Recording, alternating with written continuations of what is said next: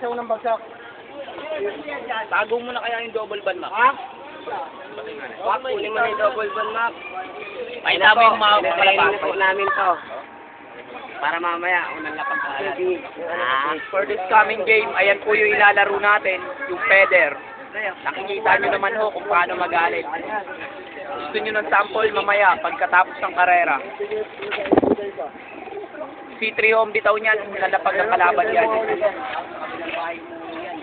Opo, kwenta ko lahat po.